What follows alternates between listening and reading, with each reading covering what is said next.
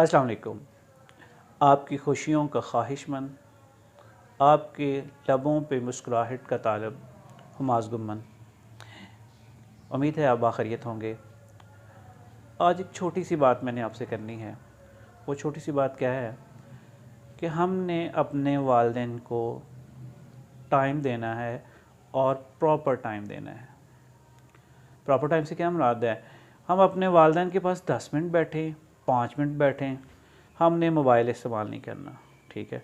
उसके बाद हमने उनके साथ बातें करनी हैं। उनको ऐसा महसूस हो जैसे उनका कोई दोस्त उनके पास बैठा है, ठीक है।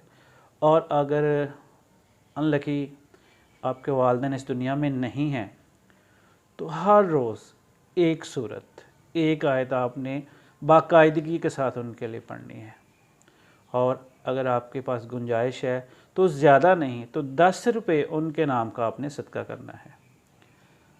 इससे हमारा हक तो अदा नहीं उनका हो सकता, लेकिन ये एक कोशिश है जो उनके लिए, बल्कि मैं ये कहूँगा हमारे लिए, हमारी आखिरत के लिए बेहतर है। खुशियाँ बांटिए, मुस्कुराइए।